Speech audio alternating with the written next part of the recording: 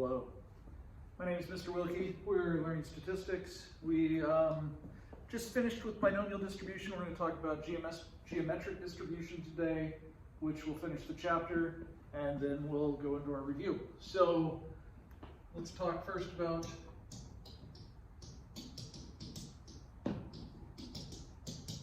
the geometric distribution.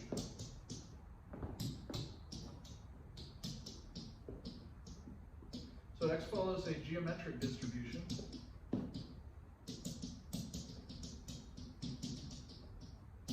If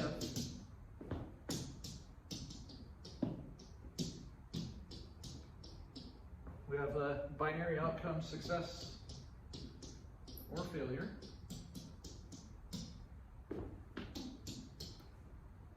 independent, good. Now, we don't have the n this time, we do have the s. It's got to be the same probability for each outcome. So these are three of the four things for a binomial distribution are the same for a geometric distribution. However, instead of having a certain number of successes out of a fixed number of trials, we are looking for our first success. So a geometric distribution is basically how long does it take until your first success, okay? So if you are a casino owner, then you want to get people to play the game craps. Craps, now I personally love craps. I've won a bunch of money playing craps. I've also lost a bunch of money playing craps.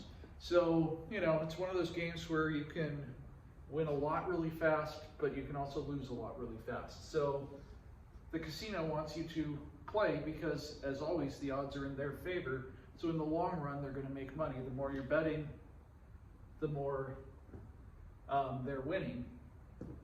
But the way it works is the casino wins when you roll a 7.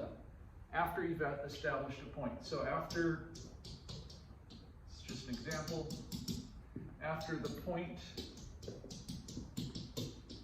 has been established,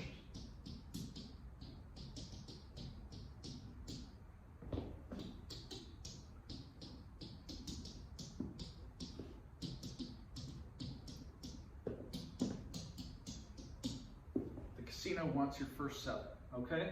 So now,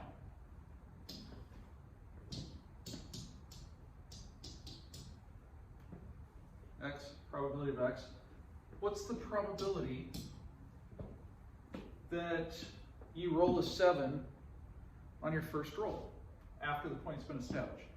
So if you don't know what the point is a number either 4, 5, 6, 8, 9, or 10. You try to roll it again before you roll a 7, okay? The casino, though, wants you to establish a point, then everybody to bet big, and then you roll a 7 and they win a whole bunch and you lose. Okay? So we're looking at it from the casino's point of view because, well, for the player, the 7 is losing. For the casino, 7 is a success. So I want to think about it in terms of a success. So it's a little less confusing. All right? So what's the probability of rolling a 7 on your first roll? 1 out of 6, right? What's the probability of your first 7 on your second roll? It's 1 out of 6 times 5 out of 6. Wait, why? Why 5 out of 6? Well, for your first 7 to be on your second roll, you have to not roll a 7 on your first roll. All right, so this would be what, 5 out of 36? This one would be 5 out of 6 times 5 out of 6 times 1 out of 6, or 5, 6 squared 1 out of 6. So this would be what, 25 out of 216. 4 would be 125 out of 1296. 5 would be 625 out of 7,776. And it keeps going forever, doesn't it? Okay? So, starts at 1/6, it's going to get smaller every time. So what's the shape of the distribution? Well, the shape of the distribution would be, so here's 1. This would be at 1/6, right? Okay. It gets 5/6 of it each time. So it's going to get smaller and smaller and smaller and smaller. But it's going to keep going forever, isn't it? But wait a minute. What's the area of this? It's still 1. How's that possible? Well, as it gets further and further out, what's happening is you're adding so little to it that it just becomes negligible, so it converges to 1. Does that make sense? Good. Okay, so do we see how this works? So if we wanted to have a formula, it's a pretty easy formula to just work out on your own, but if we wanted to have a formula, the probability that x equals k is going to be 1 minus p to the k minus 1 times p. So it's all of them failures except for 1, and then the last one's a success.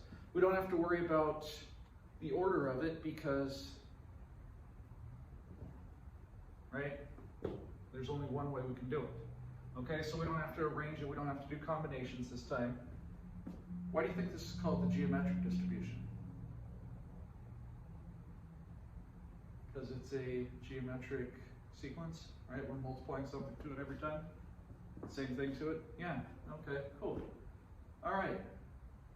If we were to add this up, it would equal 1, right? A over 1 minus r. Yeah, you remember that? Maybe from pre-calc or algebra 2, wherever you learned that? Cool, okay. So the shape is always skewed to the right. Okay, good. Yeah. It's always, the start, the highest number is always going to be on the left. Even something like winning the lottery, where the probability is 1 in 300 million. Well, think about it. The next one is going to be 1 in 300 million times 299 million, whatever. So it's almost the same. It's going to get, you know, the probability of winning the lottery on your first try is the best, but also winning it on the second try is more or less the same. It's roughly 0. Okay. All right, so let's talk about the mean. Now on this, I would have to do 1 times a 6 plus 2 times 536 plus 3 times 25 plus. So to find the mean, I have to do a whole bunch of them. But the mean of x is just going to be 1 over p. So let's think about that. What was the probability here? 1 over 6. So on average, I'm going to get my first 7 on my 6th roll. Now, I'm going to, 1/6 of the time I'm going to get it on my first roll. But sometimes I won't get it for, until my 8th or 9th or 10th or 20th roll. Goes out forever. Chances of it happening that far out aren't very good. But on average, it's going to happen on the 6th because 1 over 1/6 is 6. All right? The standard deviation is going to be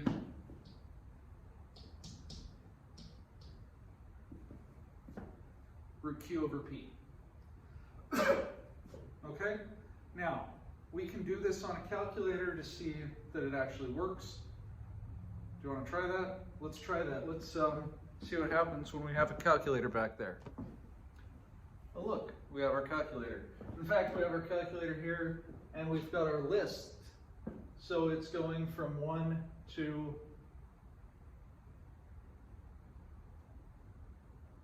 100, okay? So what I'm going to do in L2 is I'm going to do a geometric PDF. So for geometric PDF, second distribution, geometric PDF, and this thing never works right. Okay. Geometric PDF.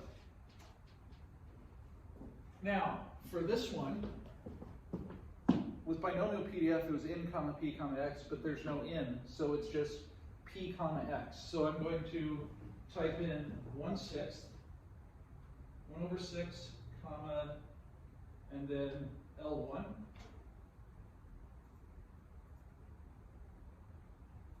And enter. So it's got to think about this real quick. And there we go, like I said. 1/6, that's what, 5 out of 36, and so on. Okay? Now, if I wanted to find the mean, I'm just going to do second L1. That did not work.